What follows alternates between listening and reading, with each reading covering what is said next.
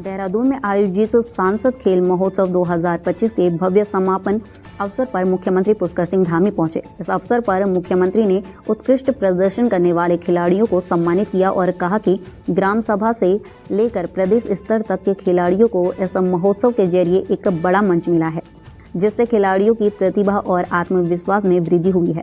साथ ही इस कार्यक्रम में राज्यसभा सांसद नरेश बंसल और सांसद माला राज्य लक्ष्मी शाह भी उपस्थित रही।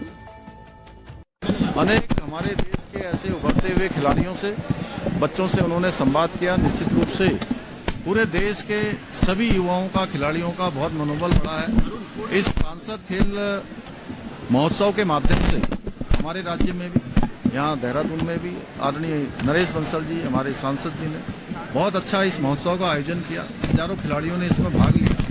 ग्राम सभा से लेकर प्रदेश तक के अनेक खिलाड़ियों ने इसमें प्रतिभाग किया। इससे हमारी सभी प्रतिभाओं को एक अच्छा मंच मिला, एक अच्छा स्थान मिला, उनको सुविधा मिली, उनके अंदर आत्मविश्वास मिला। निश्चित रूप से उनके जीवन को आगे बढ़ाने में, खेल के क्षेत्र में, और नशे की जो लत आज हमारे युवाओं को खोखला कर रही है, उस नशे की लत को भी पूरी तरह से समाप्त करने में बहुत बड़ा हमारे इन खेलों का महत्व है। और सांसद खेल महोत्सव निश्चित रूप से आगे भी ये इसी प्रकार से चलता रहेगा। राज्य के अंदर और खेल प्रतियोगिताएं भी हम आयोजित करेंगे। लीगेसी प्लान 23 शहरों में, 23 स्थानों पर हम बना रहे हैं, 8 शहरों में, जिससे हमारे हजारों खिलाड़ी और 900 से विश्व स्तरीय एथलीट्स प्रत्येक वर्ष हमको तैयार होकर मिलेंगे। खेल कोटा हमने प्रारंभ कर दिया है खिलाड़ियों के प्रोत्साहन के लिए, उनको आगे बढ़ाने के लिए हर संभव प्रयास कर रहे हैं। हमने नई खेल नीति में सब प्रावधान किया है, जिससे कि हमारा राज्य अब जो खेल भूमि की ओर आगे बढ़ चुका है। निश्चित रूप से खेलों के क्षेत्र में भी हमारी एक पहचान बनेगी। देहरादून के सेंट फ्रांसिस चर्च में आज 25 दिसंबर को क्रिसमस का पर्व अपार उत्साह के साथ मनाया गया। फादर टाइटस की अगुवाई में आयोजित विशेष प्रार्थना सभा में शहरवासियों ने बड़ी संख्या में भाग लिया और प्रभु यीशु के जन्म की खुशियां साझा की। इस मौके पर चर्च को आकर्षक रोशनी और सजावट से भव्य रूप दिया गया, जहां बच्चों और युवाओं के लिए संगीत, नृत्य और विभिन्न मनोरंजन गतिविधियों का आयोजन हुआ। किस तरीके से मनाया जाता है, क्या कुछ प्राथमिकता है? सर्वप्रथम दून वासियों के लिए मैं प्रभु यीशु के जन्मोत्सव के सुअवसर पर हार्दिक बधाई और शुभकामनाएं देता हूं। जो संदेश प्रभु यीशु इस संसार में आने का समय ले आए हैं, प्यार का, खुशी का, शांति का संदेश, उसी को हम लोगों ने अपने पूजा पाठ में प्रभु यीशु से प्रार्थना करते हुए हम लोगों ने आज का जन्म दिवस मनाया है।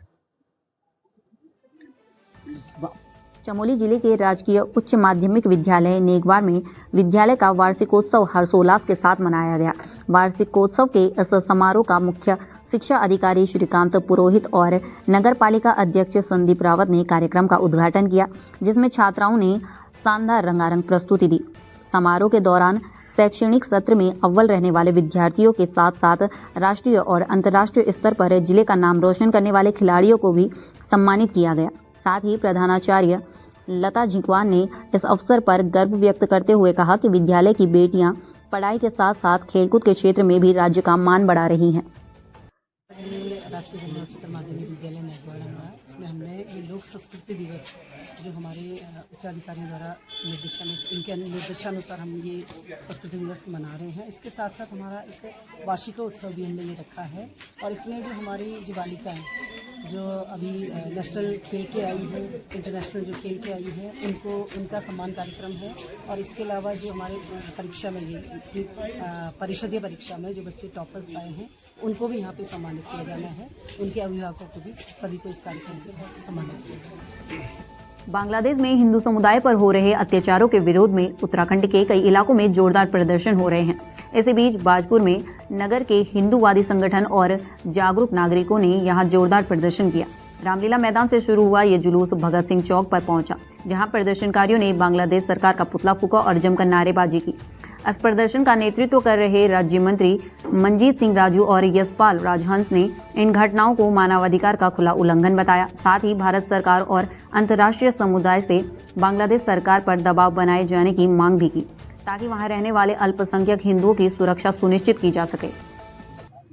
आज बांग्लादेश ने जो घिनौना कृत्य करा है वो बहुत ही निंदनीय है और ये लोग, इनकी मानसिकता इतनी गिर गई है कि ये पहले भारत का हिस्सा होते हुए अलग हुए, सब लोग इन्हें अलग करा। ये सरकारें जितनी भी आई, इन्होंने इतना घिनौना काम करा, इसकी जितनी भी निंदा करी जाए वो। हमारे सनातन धर्म और हमारे देश में कोई जातिवाद भेदभाव नहीं है बिल्कुल भी। हम सब एक परिवार के लोग हैं। इन लोगों ने जो हमें बांटने का काम भी करा ये भी गलत है, और जो जिसकी हत्या करी गई हमारे परिवार के हिंदू भाई की, वो बहुत ही निंदनीय घटना है। और हमारी सरकार नरेंद्र मोदी जी की इस पर विचार करेगी। हम लोग सब इस बात पे बहुत विचार करके इससे मिला भी जाएगा प्रतिनिधिमंडल इस कार्य के लिए, क्योंकि ऐसी घटनाएं दोबारा ना हो। धन्यवाद।